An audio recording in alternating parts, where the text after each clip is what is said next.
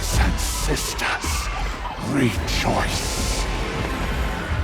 Pleasure beyond imagining awaits you. Desire, pride, pain, excess in all things. Partake of perfection. Give yourself to the Dark Prince.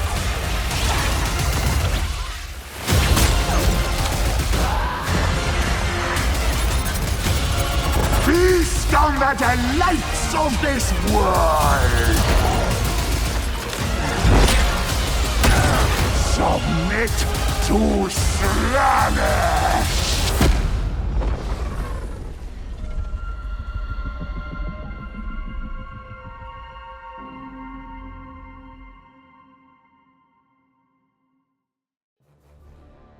Lord, forgive me for what I am about to do. Those hips do not lie. They put Shakira to shame. Slaaneshmas has come early, my friends, and so have I. It's time to enter the world of the Dark Prince and begin the Warhammer 3 seduction anew. Lots of stuff going down in this trailer, so let's break it down brick by brick and see what lays in store. Naturally, N'Kari the Arch-Tempter will take the reins here because he is our first and only legendary lord for Slaanesh on launch day. We've seen his stats before, talked about them, but we do have some new details on N'Kari and a sneak peek at some very interesting units as well.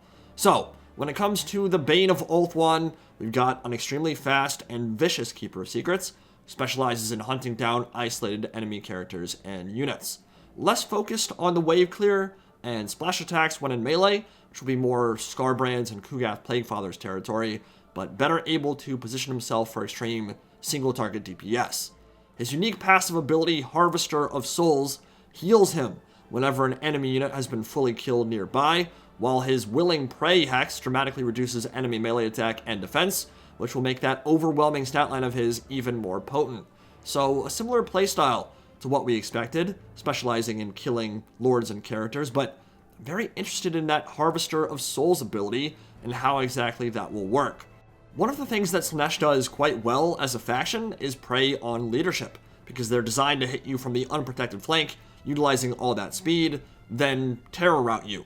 Almost their entire roster causes fear and terror, and they have a bunch of morale debuffs to share with enemies as well. So when your legendary lord is designed to heal when a unit is fully killed off, that does seem, at least on paper, a bit at odds with the fact that they're so good at making you rout before you're supposed to. And routing means that you're not killing off that unit right away, they're running away. They're going to be harder to kill off because they're not staying in melee. What that probably means is cleanup duty for Slaanesh is even more important than it will be for other races. I could see some dirty stuff developing here, where N'Kari takes a bunch of damage in a duel with Karl Franz on Deathclaw, for instance. You cause a bunch of routes on his state troops and mages elsewhere, then use that 100 plus speed on N'Kari to accompany your House Riders or your Light Cav in running them all down. Single entities are not good for killing every single routing model in a unit, but your Light Cav options are.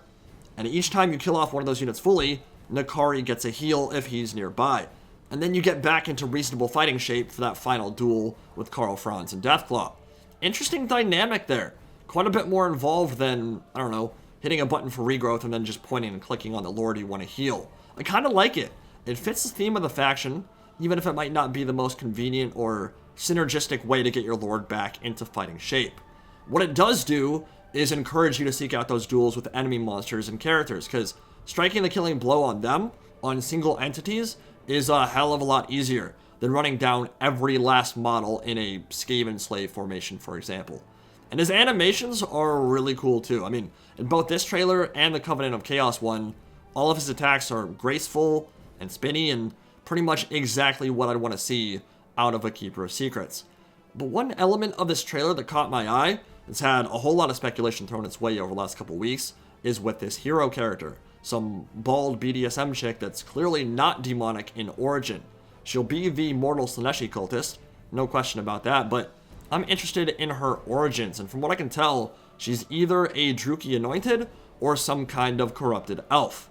doesn't necessarily have to be a Dark Elf. In fact, in the Tyrion and Teclis trilogy, when Nakari first returns after his defeat at the hands of Anarion millennia before, he's immediately surrounded by a cabal of corrupted High Elves, who take after Eldar from the fallen 40k, which is to say, they partake in lots of poop play, cannibalism, and all kinds of violent, depraved shit. So could be a High Elf as well, but either way, they're taking some inspiration from Storm of Chaos here, where the Druchii Anointed were a group of renegade Dark Elves that continued worship of the Dark Prince after the Sundering. Instead of being flayed alive and enjoying it for ignoring the Witch King's decree, remember that he said, "You cannot worship Slaanesh or any of the Chaos Gods while I am king," they moved into the Chaos Wastes, and like everything else there, slowly transformed into even paler creatures with jet black eyes and demonic strength. Pretty much fits this character here to a T. In this image, we get a look at the Realms of Chaos in Slaanesh's domain, big crab claws piercing the sky, and the bog standard idolatry and statue worship of the Dark Prince. They're big into art and monuments dedicated to the beauty of their god, and we also have some details about their unique battlefield and campaign abilities too. Their armies gain battle currency by killing routing units, which makes a lot of sense and fits into the discussion we had a few minutes ago. They prey on weakness, they prey on fear, and their entire roster is designed for speed. They gotta go fast. But it's also very similar to the capture mechanic for the Ogre Kingdoms, and I really can't think of two more disparate races in Warhammer. Like, the Ogres and Slaanesh are worlds apart from one another. Kind of strange to see their special abilities empowered by the exact same thing. Don't know if that's an intentional design decision, but it is weird. And frankly, I think it fits Slaanesh better than it fits the Ogre Kingdoms. Now, on the campaign map, Slaaneshi lords and heroes can impart gifts on enemy characters by defeating them or hitting them with hero actions, which will permanently debuff them. Addling their brains with pleasure or madness is the basic gist here. So, again, with the Karl Franz example, if you catch him out with a hero action, you could hit him up, he could partake in some ritualistic orgy, and then that debuff will be a part of his character for the rest of the campaign. Will the AI care about those kind of debuffs? We won't really know until we see what they are. If they're battle debuffs, they might be impactful. If it's like a little bit of corruption or something, AI doesn't really give a shit, so we'll see. Through the seduction mechanic, Slaaneshi factions can forcibly vassalize a target race, similar to what Morathi did with the Hung tribes. Feed them a lot of sex, drugs, and rock and roll until they become so enamored with you, they don't ever want to leave, and you fold them under your wing and force them to pay tribute. And devotees are captured enemies used for creating cults, raising disciple armies, and to create yet more vassals. So it sounds like tribute will play a large role in your Slaaneshi campaigns, where you don't necessarily confederate much and wildly paint the map your color, but instead vassalize nearby factions and get them to do depraved debauchery in your name. Lots more units to discuss as well. The Demonette character with a fin on her head is looking incredibly badass. In my opinion, one of the best demon designs we've seen yet, and she'll either be a Herald Lord character or an Aluris of Slaanesh, which would be a hero. And my initial inclination is that she's the Aluris, the hero level version. Remember that Heralds have been upjumped to Lord status in Warhammer 3. In Tabletop, they were hero characters, while the officer variants from Tabletop tend to either be their own unit or heroes themselves. She's using Lash of Slaanesh here to punish some nasty, naughty Nurgle boys. And then we come to the Chariots, which will be a defining element of the Dark Prince's playstyle in Game 3, and they come in a bunch of different flavors, from the Hellflare Chariot Lawnmower to the Exalted Seeker Chariot, and so on. But they all do variations of the same thing, combining poison, ridiculous speed, huge charge bonus, and infantry mulching potential, with small HP pools and low armor. Take a look at those scrumptious stats. Remember, this is ultra unit size, so in a game where Archaon and Dorgar have 5200 HP on large, 5200 HP on ultra, with 40 armor is not very impressive. It's a small health pool. But 100 speed and all that AP on a chariot is insane, and mass will be a determining factor on how good these chariots will be. Across the board, they will be weaker in late game scenarios in Game 3. All chariots will, because of that wounds mechanic. They're going to be less effective because single entity chariots will simply get big stat debuffs. But if these chariots can push through units easily on impact, those stats will make them a nightmare for quite a few factions. Mass is the key. If you tie them down and keep them from moving, though, they'll be quite squishy. So this is pretty much exactly what you want to see from a design perspective when we're talking about the Slaaneshi roster. As for the rest of the reveals, Fiends are looking dope here. They lope into battle with a lithe grace, like some weird crossbreed of snake and gazelle, and that's a theme that binds all these demon trailers together, I think. The animation work and visual flair in general seems markedly improved compared to even Game 2 factions. Like, compare the High Elf reveal to the Nurgle or Slaanesh reveal, and I feel like there's a pretty significant quality gap between those two examples. Not that the High Elves were bad on that front at all, but in 2021, 4 or 5 years on, after the release of Warhammer 2, we have more detailed models, better animations, and overall it seems like an improvement, which of course leads into that ever-evolving loop where people want old races to get reworks and new features every time something new comes out in DLC or a new game, but it's not the worst problem to have if you're a games developer trying to sell products. There's clearly a demand here. Also important for me to note, Steeds of Slaanesh are pulling a serious amount of weight for this roster.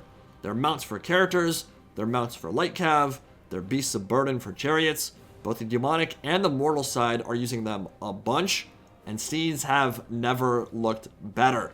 They look sick.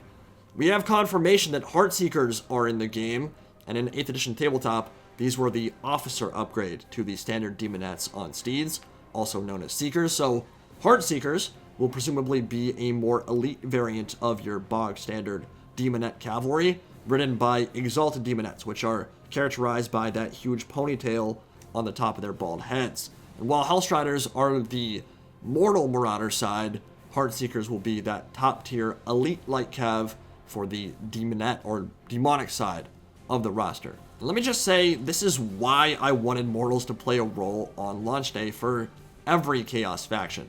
I wasn't expecting a full suite.